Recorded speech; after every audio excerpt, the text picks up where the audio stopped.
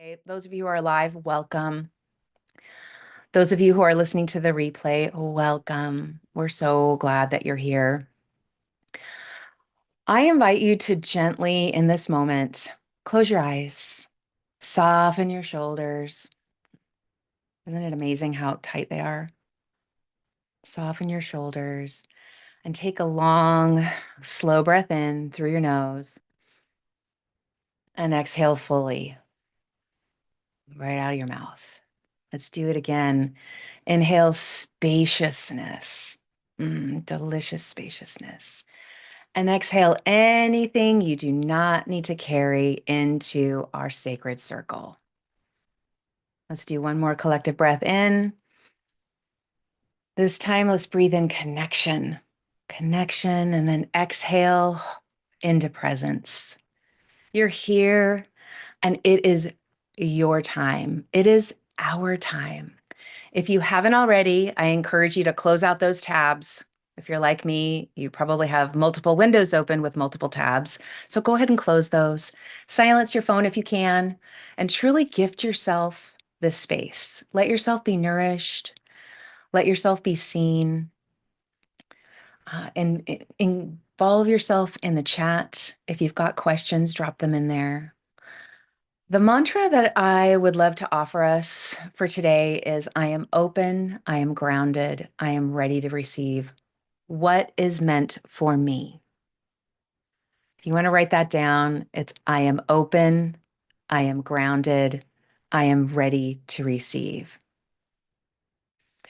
Before we begin our conversation with our fabulous guest, this month, for those of you who haven't seen yet, marks the 1-year anniversary of the Red Threads Collective. And we did a soft launch on April 8th to the communities that I'm connected to and that our Wise Council is connected to. And ever since then, we have been weaving something truly sacred together, month after month, and now week after week. We're witnessing the brilliance that blooms when women gather with heart and true intention. And whether you've been here many, many times or this is your first time joining, thank you. Thank you for your support. This moment belongs to all of us. This milestone is ours to celebrate. We are creating something different. And over the next couple of months, we will honor this year of stories with reflections and joy. And one of the most meaningful ways that we can celebrate is by extending the thread. What I mean by that is invite the women that are on your heart. While you're listening to the conversation today, that woman who pops into your mind and you think, oh, she would love this conversation. Extend the invite. Let her know that you craved this space and found it, and that it might be exactly what she needs. So if you know someone who's ready to be nourished, seen, and called forward, reach out to her, invite her. If you need help with that, let me know. I'm always happy to talk with her and let her know. A side note that our monthly investment is increasing in May. Now, for all of you who are on the visionary rate, who joined me from the very beginning, who are part of this table from the beginning, you are grandmothered in. Yes, I said grandmothered. And so don't worry about it. Your membership will renew at the current 13 a month. So let them know if they're thinking about it. Join now. It's a good time. I'm so grateful. I really am. And it is my joy to welcome a woman who truly embodies audacious leadership. She embodies deep alignment and fierce grace. Kathleen Black is a globally recognized high performance mindset and performance expert. Woo! She's also a best-selling author and a renowned transformational speaker. Her unique, holistic approach to empowered leadership and genius mindset training has guided iconic brands and high net worth individuals and professionals to add billions of additional dollars in sales volume annually. That's billions with a B. Kathleen was named one of the iconic leaders creating a better world for all. She's also a 2-time best-selling author of Top 1% Life, Shift from Chaos to Calm in Your Business and Life, and Relentless to Rise, Your Path to Personal Expansion.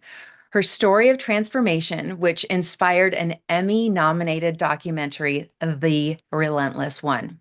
Mm. She lives in Oshawa, Canada, with her two independent, free-spirited children, Ethan and Ella, and her love, Jane. Today, Kathleen is going to share with us what it means to lead audaciously, from moving behind mere resilience to stepping into alignment and flow, dissolving old beliefs, and exchanging value at the highest levels. Let's lean in. Let's reclaim lean in. Let's lean in. Let's be curious and receive the wisdom of this moment together. Kathleen, come on. We're so honored to have you here with us today. Oh, Hi, I Deborah. love your bio. Wow. Thank you. Yeah, thank you. You're so welcome. We've known each other for many years. I was trying to remember where we exactly met. I feel like it was at an event actually in Ontario. In Toronto, I think it was at Realtor Quest. Women Up was there at that Yes. time, and there was a breakout room, and I did a visualization. Many leaders spoke. Yeah, it was great. Yeah, yeah. So, um, your career has been centered on high performance mindset coaching and helping leaders transform themselves. And so, let's dig in. Let's just go right in. And what inspired you to create this mindset of the audacious leader? And how does it differ from traditional leadership models that we, quite frankly, have heard a lot about over the years, right? What does that look like? Yeah, absolutely. I mean, I think there's many reasons why this program has can't come to fruition, and I'll talk about that a little bit as we get going. But when I first got into the coaching world, we're still really well known as systems and team coaches, right? That's what we're known for. But the tools, when it came to systems, could only take us so far. And so I started to invest in multiple certifications. I think at this point I have like 22 different certifications, which is really fun.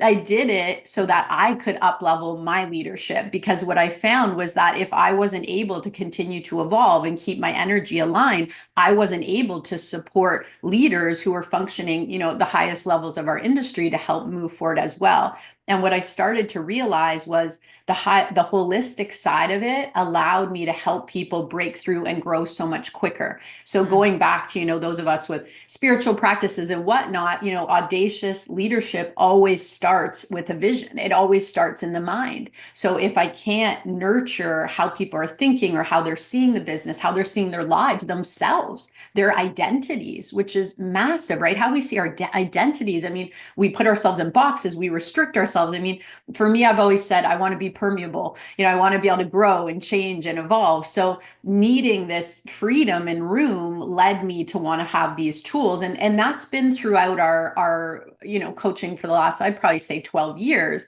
But this particular program came from a couple of different needs. One last year was, difficult market. No, for anyone in the real estate space, this isn't a surprise. And we really found within our community a bit of a hurdle. We could speak the business language, and even though our coaching was laced with holistic and mindset and leadership, we were having trouble with the mentality, the leadership mentality, when our clients were hitting difficulties, let's say in their businesses, their brokerages, and their teams. So what I found was, wow, we spend so much time thinking that we're talking about leadership, but when it comes to actually living it, mm, choosing it, being in the fire, and going, how do I make the hard right choice? We were struggling. We were defaulting back. And I'm saying we as a community, we were defaulting back to, well, they said this or they did that. And it's like, wait a minute, how are we showing up? So I found this gap in our ability to support leaders. So that was one side of it. The other side of it was I found myself evolving in my business, and I found myself in the fire. I found myself with massive, big new dragons that I looked around and said, what is happening? Like, have I done something wrong? Am I on the wrong page? I also found myself amongst like the most severe mean girl mentality, actions, behavior that I've ever seen in my career. And it was shocking to me. It was shocking. Honestly, it was heartbreaking. I lost respect for people I really looked up to as mentors. And that was hard for me. But the honest truth was, it broke me through because I had to face it and say, hey, like, is this the industry you want to be in? And it still makes me emotional. Is this the industry you want to be in? And are you going to complain about it, or are you going to do something to nurture a higher level of leadership? Maybe there's a reason that you operate differently. And that led to a lot of deep work.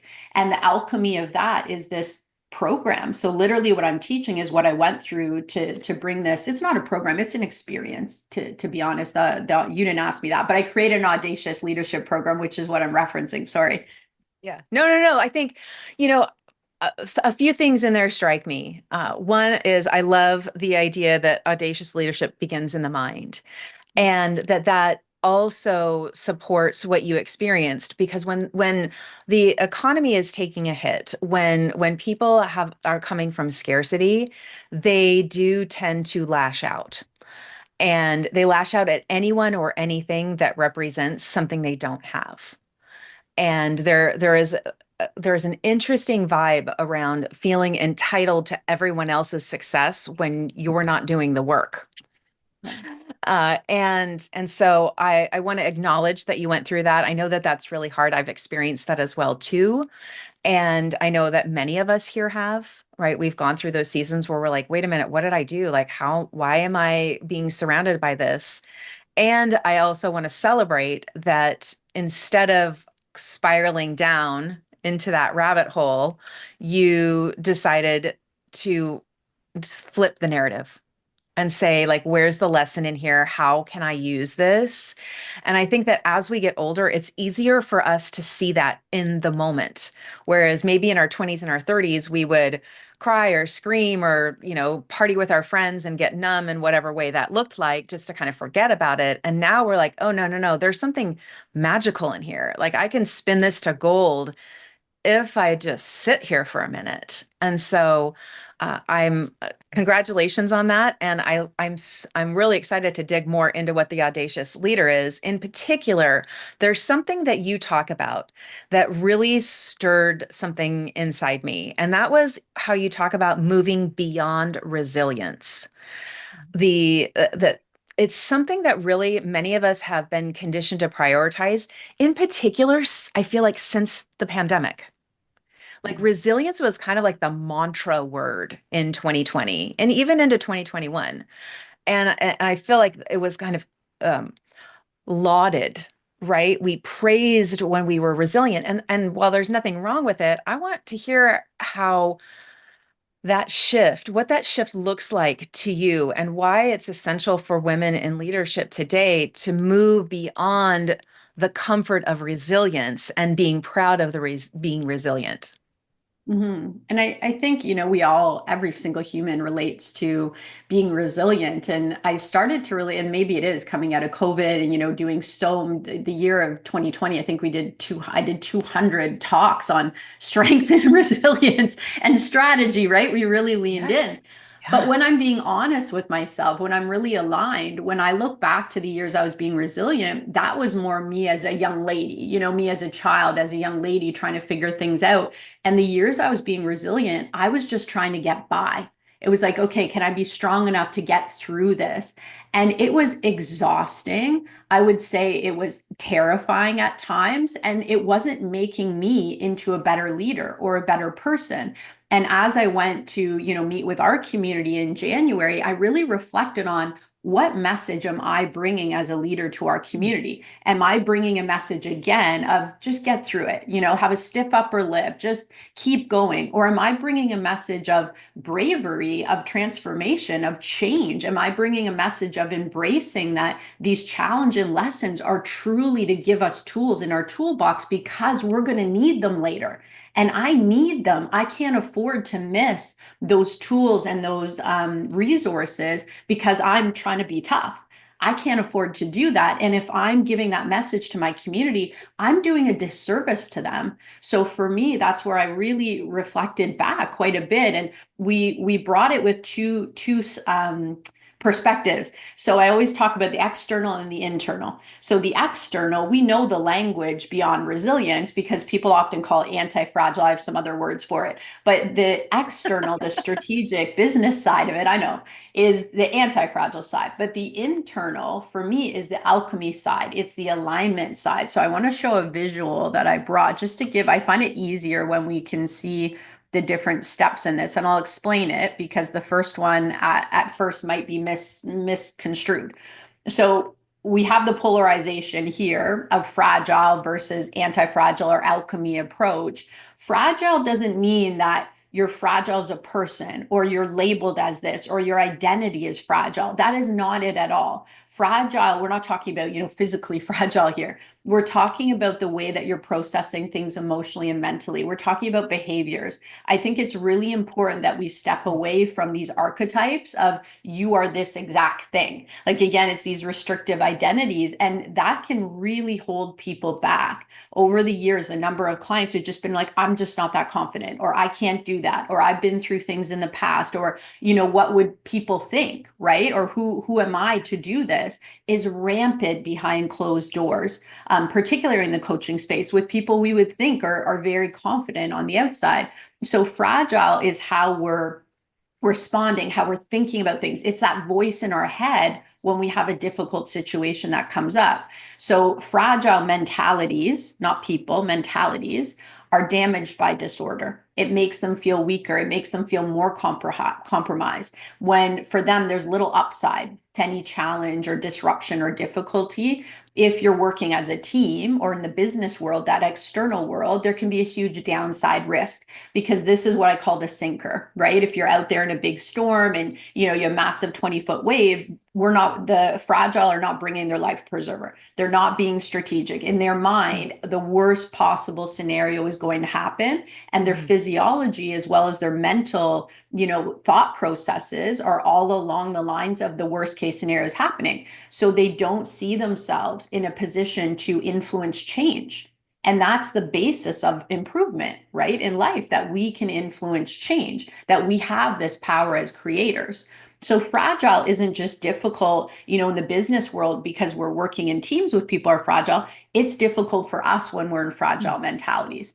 And I think the truth is that when there's difficulties, even the strongest leaders internally, they're going to have fragile moments, right? They're going to have moments where they're going, oh my gosh, like, is the worst case going to happen? But then it's important to shift. Resilient, unaffected by disorder, so to speak. I think over time, the more resilient we are, I think we can learn a lot from trauma research, right? People who go through trauma and they become not resilient, but maybe numb. And we confuse these things. So our body's experiencing it. Our body might start to shut down. It might start to be fatigued all the time. We might start to have like immune compromise. There's all sorts of things that our body does to express what we try to repress mentally. So sometimes resilience can actually be a lack of alignment. And that can be a scary thing. I say often, I have some superpowers from going through trauma, but I also had to work really hard to get out of the disconnection from my mind and body to make sure I wasn't tricking myself, really, right, with coping strategies.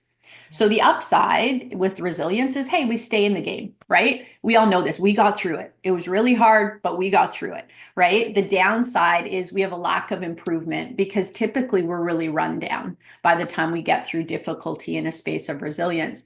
And here in my framework, it's called a bobber. So bobbers are where they do bring their life preserver, they're kind of hanging out on the top of the waves, but because they're not taking action, action creates confidence. Confidence creates clarity. Clarity creates certainty. These are things that ripple through for us to trust ourselves.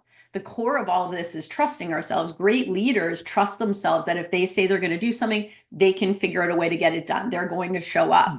Bobbers, similar to sinkers, are giving away that, I know, away that internal power, right? So we wish that bobbers were like kind of hanging out and being calm, but they're not. They're really loud, and they're typically blaming, complaining, feeling sorry for themselves, and they're criticizing everything everyone else does, but they're not taking action for themselves.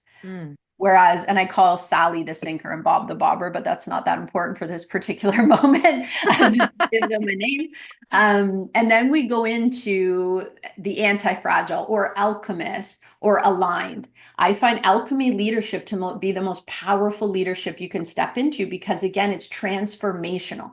We can't delete anything, right? We can't stop something from having happened, but we can change the narrative. We can change what we believe about it. We can transform anything that happens to us based on how we construct our internal world. And that's also how we construct change in our lives, right? So imagine being able to construct a different version of you, to actually tap into that with the trust that anything you envision, anything you thought of is coming from your core. It's not coming from someone else saying it could be, but in the exercises we do, it's actually you envisioning yourself as the best leader or the best parent or the best friend or the best, spouse, whatever it is. So in this space of alchemy or alignment, we actually choose to benefit from disorder. We choose that and we choose to lean into it. And it's not easy. I had some news this morning again. I was like, oh my goodness, like last year and this year, like what else is happening in life? And I allowed myself to reset it. And it was actually something I read yesterday from Glennon Doyle. I think her new book's coming out. So I've been getting emails, but she said something that was so profound. Anything happens in life and you say, good. So I got this news and I thought, good. There's something positive that's going to come from this. I must need this. I must need to step up at a higher level as a leader because if I didn't need it, it wouldn't be happening. So good. I'm going to embrace it and I'm not even going to be upset about it. And it's that quick 10 years later of practicing that we can move into these transformational spaces. There's little downside risk. If everything that happens you truly believe is a gift or has a purpose, people can't get into your internal bubble, right? You set your internal world and you're going to influence the external world more than it's influencing you. And that is a superpower that I think some people think is not possible outside of like, extreme physical constraints or abuse. Mentally, it is possible to be in that place. So these are what I call raft builders. Raft builders are constantly leaning into whatever's going on around them and saying, how can I learn? How can I be of service? And every time they bring value in service, they have another piece of wood, another piece of twine, and they're creating their raft to go towards their next ideal destination. And that could be the next version of who we are, right? We're not like looking to find ourselves, we're creating ourselves. And within alchemy, we can actually do that. I think that's so beautiful. And what I love is like the shift from survival to audacity, that we're giving ourselves the freedom to let go of being always strong and shifting that narrative to always learning. And that there is power and strength in the learning, but we don't have to carry everything for months and years and be the strong one. Like there are other ways to frame that. I think that's so powerful. Mm. So let's shift into when you're talking about the alignment. That's one of my favorite words. My word of the year is resonance, and the A stands for alignment. And that with when we're aligning with who we truly are instead of doing more, right? Instead of always like reaching, trying to become the unicorn startup or making this or doing that we can actually shift that. And so how can we begin to recognize and let's say dissolve the self-imposed limitations that are holding us back? Yeah, I think that the doing, and I'm going to stop sharing because I'll have some other stuff we might open up. But I think, it's the be, do, have, right? The doing is again looking for something from our external world, right? It's like if I can do more, it's coming from a scarcity driven approach, right? If I can do more, I might have the, what do you call it? The recognition I'm looking for or have those results I'm looking for. But creation comes from a place of internal trust and abundance. And it comes from a place of being rooted in knowing our worth. And I think it's easy to say. We all at times, second guess, is what I'm bringing good enough? Is it worthwhile? Will other people see value in this? But I think it's different when we're bringing it from a place of, I know who I am. I know I've lived this. I know it's my truth. I know I'm honoring my truth. And therefore I can bring it in a way that is of service now. Understanding also that some of the most beautiful gifts we give each other come to fruition later. And we don't always know that they come to fruition. So I've seen, over the years, I've talked a lot about, divine femininity, divine masculinity, profane feminine, profane masculine. And I think right now, and respectfully, sometimes given my life experience, some of the things I hear, I find them quite polarizing. And that for me, it becomes concerning because I think we all have this beautiful fingerprint. If you think energetically, you have a natural frequency that has a resonance that resonates for you, and that's your truth. So there might be parts of me that are divine masculine, and that's my truth. That's part of my unique makeup. And then there's beautiful parts of me that are divine feminine. And the key is being able to see these things in our lives to understand what our unique truth is. And I know it's going back to that identity thing, but sometimes when we lock in too much, we can miss out on where we actually feel that resonance in truth because we're trying to fit into something instead of feel where it actually lives. Yeah, that's so true.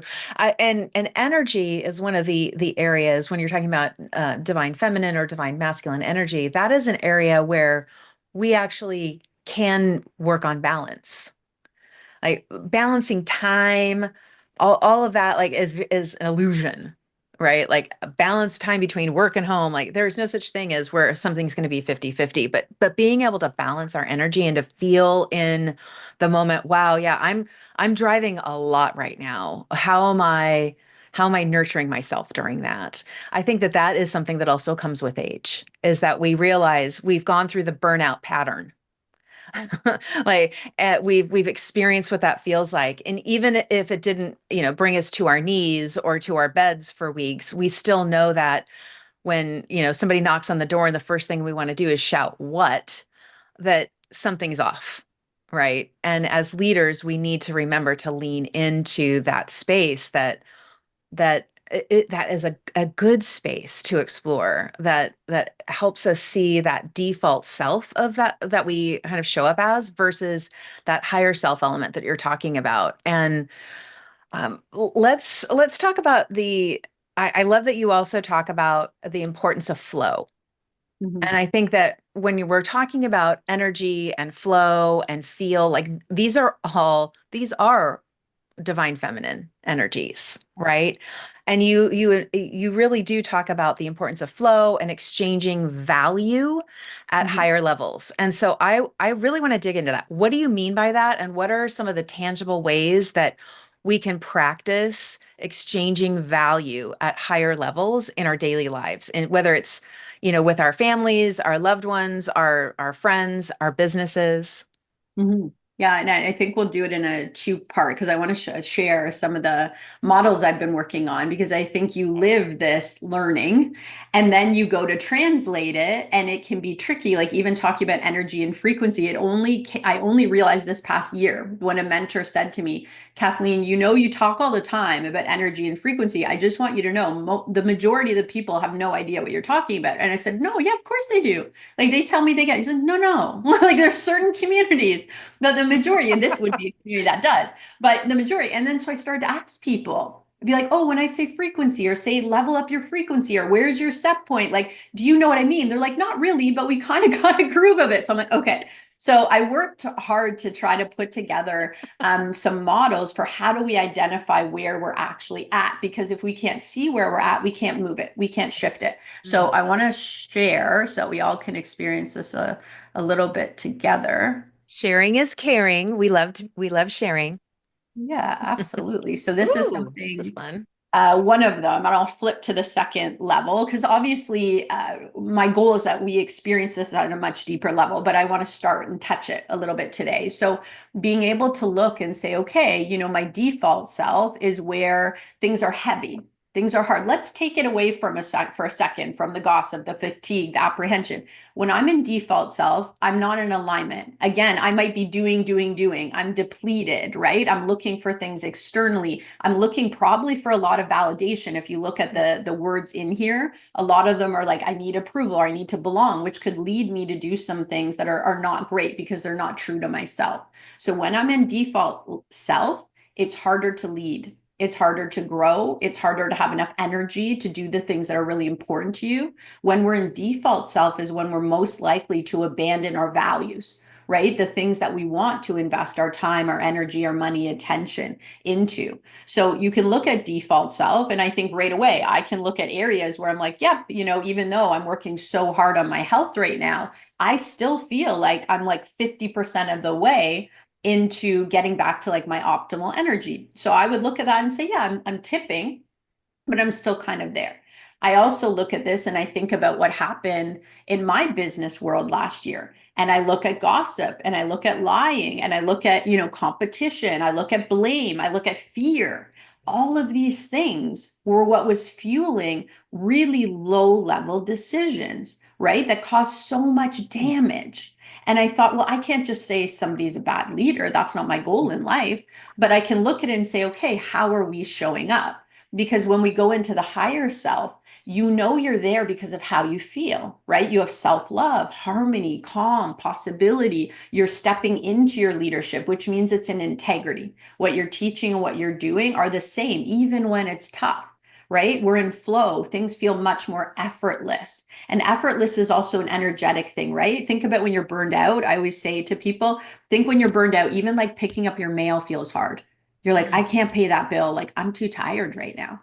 But when you're in higher self, like I can write a book, I can, build a new program, I can do whatever it is to create. So I want to take this up a level though, because this is where it really gets fun. And I'm going to see if I clicked. No, I didn't. As you're doing that, I'd love to have those who are here with us live share what's resonating here. Like, Oh, do you feel like you're in your default self more than in your higher self?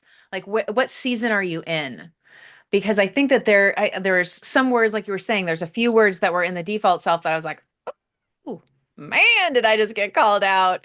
And then I'm pleased that there's certain things that you're saying inside the higher self where I'm like, okay, yeah, I feel that.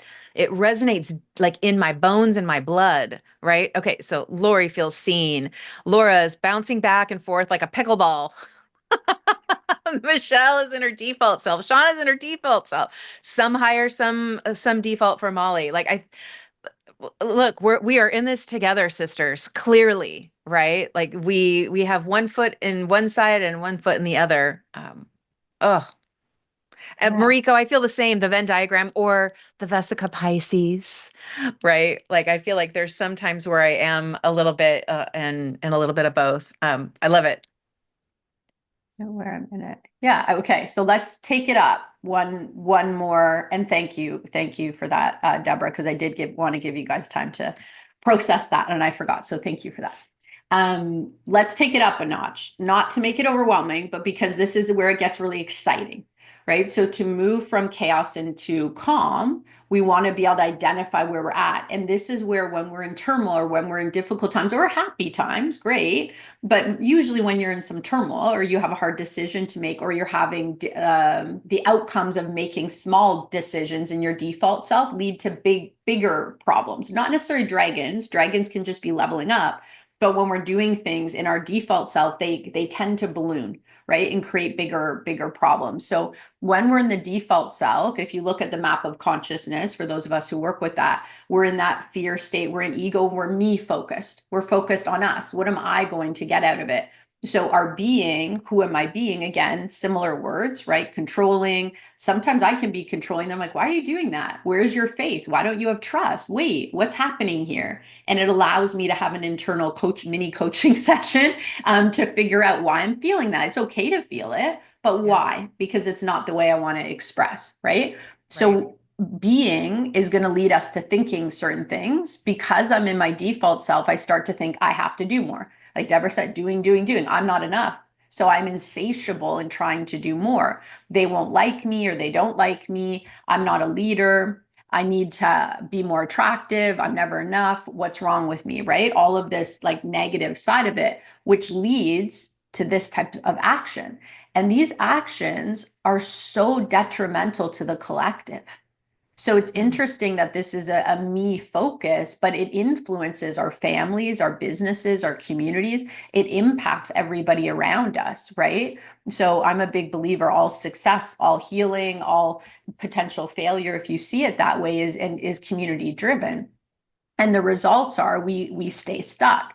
But what I want to show you that's really cool is if you look to the right side of this just for a second, that scale of actions to results.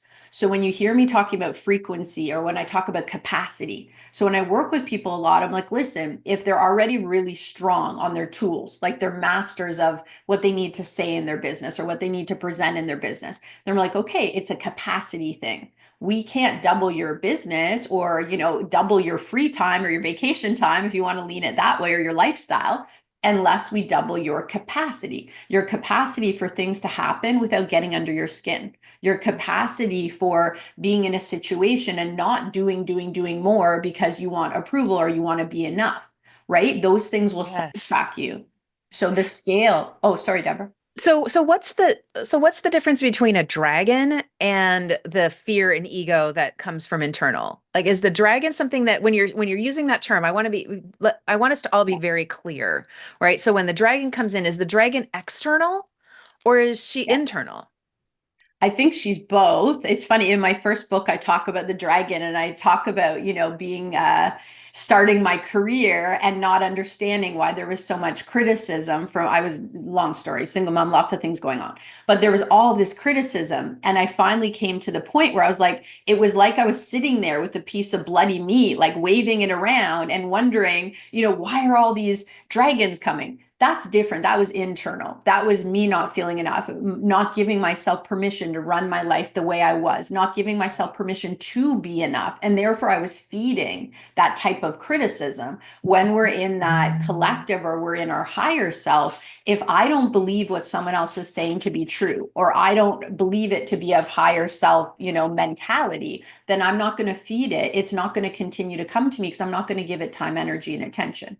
And I'm not Right. talking about toxic positivity. I'm talking about, I know deep within me that that's not a truth for me. So I don't need to take that in. You don't have an ear for me for that. The other dragons that are external are when we level up. When you increase your capacity, which in a second we'll look at that scale, you increase your capacity to do more with less energy, with less time. Every time you level up, you're tested, right? We're tested in a good way. There's new dragons saying, well, you're saying you lead this, and this. How are you going to show up and deal with this? Or you say you're this type of a parent. Well, your child's going through something. How are we going to show up and actually do that? We're always going to be tested for what we say are our identities or when we're leveling up or evolving because we haven't had to deal with those things yet. So I think they can be both internal and, in my life, internal and external for sure. Did that make sense, Deborah? Is it clear? Yes, Thank totally makes sense. I think it's in I love visuals, right? So I love imagining what my dragon looks like. And, like what colors is she? Is she green? Is she like, beautiful peacock colors? Like so that when I see her, I can meet her where she is and have a conversation. So I really appreciate the sharing of the differences because I think that for so many of us, it's almost like when we talk when we're talking about self-talk, how we encourage our communities to imagine themselves as a 7-year-old girl. Like, and would we say that to a 7-year-old girl? Like, there's just something that's really powerful about the visual. So I really appreciate the clarity around that. Thank you. Um, okay, so I know again we're not going to dive fully into this right now because it's the framework for a lot of energetic evolution for a long time. But it's still very cool to kind of look at it and say, okay, when I move into consciousness, which now I'm an us thinker. So in default self, I'm a me thinker. In consciousness, I'm an us thinker. So now my being is responsible. right? Power of choice, faith, clarity, curiosity. Now the way I'm thinking is, how have I created this? Mm. We're not talking about everything, but in where's my influence, right? How have I created this? My being dictates my doing, dictates my value exchange, right? To have, at least financially in the world. And am I an ego or in love? How can I help other people? And where am I strong or where am I weak? Which leads us to act, pardon me, in self-reflection, self-care in a way that's a little bit more structured. We're more direct with people. We can have a kindness, and I can say yes or no with confidence. Think about the freedom in that.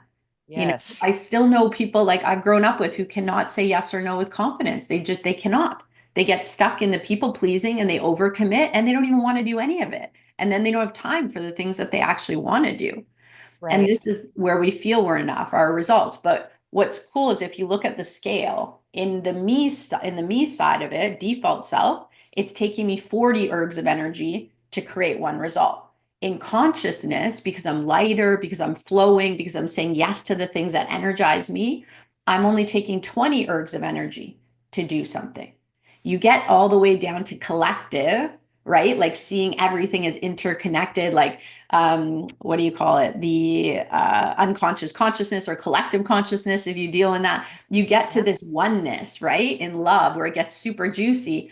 And that's where our being is trusting, loving, and clear. I struggle and I work every day on the trusting. Last year didn't help me. So I work extra hard on the trusting, right? So being in that place, like my mentors so many times knowing this call have said to me, like, Kathleen, like you're such a person of faith. Why sometimes do you have such a difficulty feeling safe when you're out of control, right? And that's like a core wound. I think I work with a lot of women who have that core wound. We go into control or lack of trust as a self protection mechanism. But Yes. when we can open up and move out of it, right, we move into being capable, clear on what we want, knowing I'm the one to influence what I'm doing, and allowing ourselves to see ourselves as powerful. Even on my hardest day, I know I'm powerful, right? Yeah. I know I am. And it's not a matter of like, kick me and run if I get up. No way, kick me. I'm going to learn from it and I'm going to rise even higher. I'm going to be okay. I trust that in myself. So intuition, trust, precision. But this is where we get to the two in one, right? You get people up to this place and it's like they can create in life with such greater ease. And I think that that's such a beautiful byproduct that we don't talk a lot about when we think about default self versus higher self or, collective self. So I'm Mm. wondering how this resonates for everyone here, because this is a bigger framework. And when you break it down this way, can you kind of see in any areas where maybe you're stuck in the default and therefore it's creating actions or results that you don't want? And some of the areas where you're like, yeah, I am in collective in that space or consciousness. So I'm actually getting results I really love and Yeah. celebrate. Well, you know what? What strikes me when you're saying this is we talk about the unlearning of things inside this circle here at the collective because we are all carrying decades of patriarchal, misogynistic learning that was just the way it was. It's just how it works, kid. And especially for Gen Xers who are midlifing now, right? We were raised with toxic independence. Like we knew from at very, very small ages that, we knew how to make our own food. We carried our house key. We walked into a house that was quiet and empty, and we took care of ourselves. And there is goodness in the independence, but the toxic piece, I think, is what keeps too many of us in the default self because that is our operating system.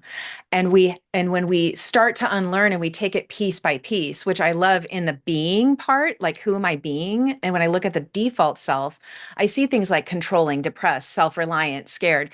Again, those are all the things like when we see those, that's the trigger saying like, oh, that's what I learned when I was 10. I learned to control everything so that I was safe. I learned to be self-reliant because if I wasn't self-reliant, I wasn't eating for 8 hours, you know? So I think that there's a lot of ahas for me personally when I'm looking at this saying this really makes it's speaking right to my soul. Kathleen. It's so beautiful. Let's see. I'm hearing, oh yeah, oh my God, I hear this. Yes, yes, and yes. I validate it. Yes, it's hard to break the cycles through certain cycle. It's hard to break through that in certain cycles. This is this is hitting for us. So this is so good. Thank you.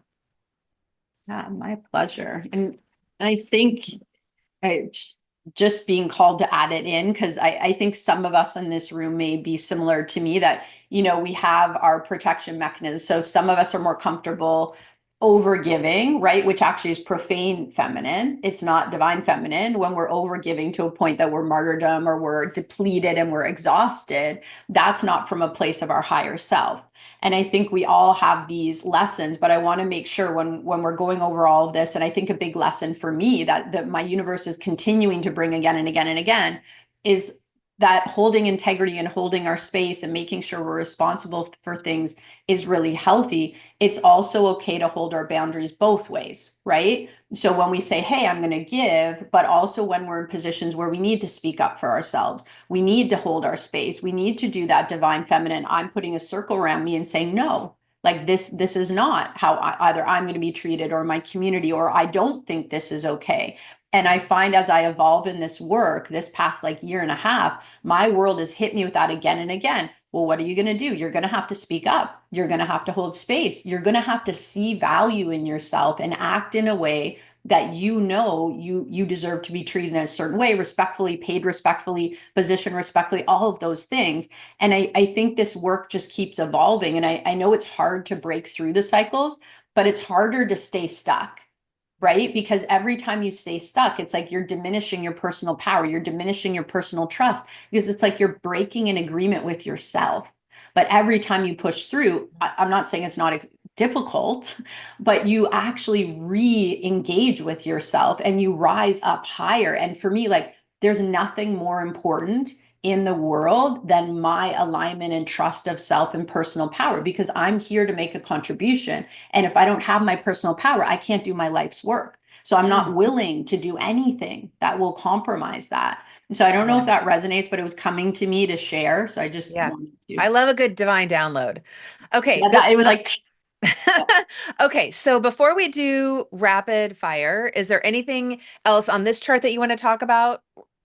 Okay, so let's go ahead and shut that down and let's talk about I know you just had your download. So I appreciate that, but I'm wondering if there's a final piece of advice or insight that you feel will help this community with, evolve into more audacious leadership, right? Where there's many of us who have a foot in, the default self and the higher self. And so there's a lot of people who are ready for that transformation. And so what's on your heart in that realm? yeah, I think it's, stop. It's making a choice to stop telling the world and ourselves why we can't have ourselves, our identities, our lives, our businesses the way we want. And the truth is, we can focus easily on gaining greater awareness, finding greater alignment, making important changes. And when I'm talking about audacity, specifically audacity to rebel, I'm not talking about rebelling to other people. I'm talking about deep rebellion to anything in you that is muted, that is small, that is diminishing your personal power. I'm talking about rebelling against muted and outdated versions of yourself. And that's a choice we make again and again and again because Mm, we're our first resource, right? So we need to make sure that we're choosing our most aligned, our most true person in this day. And I think that that's something we can rebel against 20 times a day. You can do it once a month, you can do it once a year, but it is constantly available to you. There's this fear to burn certain parts of us, right? Or our worlds, but I'm a big believer in what's true will always remain. Like we're not damaged, we're not small, we're not weak. We're capable. And the reality is that we don't need to lead like everyone else. I lead quite differently from a lot of people around me, and I criticized that for a long time. But the reality is, everyone on this call is called to lead in a unique way because it's needed. But if you let that muted, outdated version of you override, that leadership will never come through. mm, that's so good. I feel that. I'm going to be listening to this on the replay for sure, which will be up tomorrow on the forum. So keep an eye out for that, those of you who are members. Um, let's do some rapid fire before we close the circle. Are you ready? Yeah, I'm Okay. ready. What is one daily ritual that keeps you grounded? Right now it's exercise, but it's visualization. I'm on a exercise overhaul, so I'm going to pick exercise. It's getting my mental energy flowing again. Excellent. Your personal definition of audacious. My personal definition of audacious is that being having the ability to shed away anything that's no longer true, and if it's okay with me, then it's okay with the world, and that's allowed me to do big shifts really quickly. Awesome. A book or podcast that's currently lighting you up.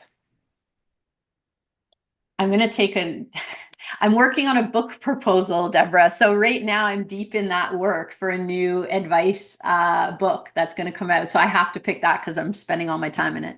Okay, well, make sure you let Otherwise, us know about that. yeah, I've just read Let Them, which I do think Let Them and Let Me is amazing. And I'm also reading Gabby Bernstein's Self-Help, which I find has a lot of amazing nuggets too. Excellent, excellent. Okay, one belief you've had to let go of recently to let you grow. One belief I've had to let go of recently to let me grow. Uh, oh my gosh. I've let go of so many beliefs over the years. Uh, I think it still stems to control stuff for me. Like, I think I still have the belief, like, I have to check in, I have to make sure that it's so structured. I mean, I have a business with multiple people, so there is an element of that. But I think I've learned I can let go a piece of it and have more trust in others. Yeah. So good. Last one. What is bringing you joy right now? Well, I'm getting married. I'm getting married in June, and then I'm going hiking. And honestly, it's interesting if you said a couple of weeks ago, like despite last year and all this stuff going on, Jane's my fiance, had a conversation, and actually she got a bit teary-eyed with it. And I realized what I'd said. I said, like all this stuff's happened and all of these things, but I said, you know what? Like I'm happy. Like I'm fulfilled. I'm happy. Like I have a good life. I have a great relationship. My kids are great. Like I'm so blessed that if the other stuff ever wasn't my calling anymore, hey, I'm prosperous. Like that's bringing me a lot of joy right now. Yeah. I love that. Beautiful. Oh, well, I see in the comments, I see by the power that's there that we have all just soaked in your divine wisdom today, and I'm so grateful. Let's lean into the closing side of our wrapping up. So I'd love for everyone to take a big collective deep breath together. Inhale the wisdom, the resonance, the spark that has been stirred within you. And as you exhale, exhale gratitude for this moment, for Kathleen, for this circle. What a powerful exchange we've had today. And Kathleen, again, thank you so much for pouring your heart and brilliance into our space. Thank you for the visuals, for those of us who love visuals. You've reminded us that leadership isn't about force, it's about alignment. And it's not about doing more, it's about becoming more of who we already are. It's not about holding it all alone, but rising together in deep intentional connection. And I also want to honor that you shared the hurt that you experienced and that you're rebuilding your trust, and that I'm so grateful that you are walking alongside us here, that you are walking alongside me, holding my hand, linking arms as we co-create this space together, a place where you can trust that this is a sacred space. And to everyone here, thank you for showing up. Thank you for listening deeply. Thank you for being present, for reflecting, for receiving, for participating. The time was yours, and the way you chose to be here matters. And I have three questions, and I'll include this in the recap as well. I want to invite you to consider a few things. One, what thread are you going to weave moving forward from this conversation? What's the one thing that you are going to weave forward? The second is, what might shift if you let your higher self take the lead this week? What might shift if you let her? I'd love for you to share those thoughts over on the forum. Like I said, we'll have the the replay over there for us to all have our secret, sacred conversations inside the forum. It'll also be on the blog, of course, since this is our open table. And then the third question, which mirrors what we talked about at the beginning, is who in your world might be craving this kind of sacred, spacious circle? If someone came to your heart during today's conversation, reach out. You can invite her to the collective. You can use your own link if you want. There, you have a refer friends page that you can access through your portal. I'll drop it in the chat here. But let her know there's a seat for her at our sacred table. This is the last month, as I mentioned, to join at the visionary founding rate, and it's the perfect moment to extend the invitation. Um, that said, we will also have great information based when Kathleen's program officially launches. I know that she has a sign up for the waitlist list. So Kathleen, if you want to drop that into the chat as we take our last breath together, but it will also be on the forum, on the blog post, so that we can all join the waitlist so that we get the information about her new experience coming out. And then again, let's do one last collective breath together, inhaling the integration, exhaling the intention, and may what we share today really truly create ripples in the days ahead. May we walk forward as audacious, aligned leaders, tethered to our purpose, guided by our flow, and wrapped in our community. Until we are together again next week, stay connected over on the forum, stay curious with one another, and stay in your power, sisters. It is with, again, audacious love and threads of gratitude we close this circle. Thank you for being here. We'll see you next week. Bye, everyone.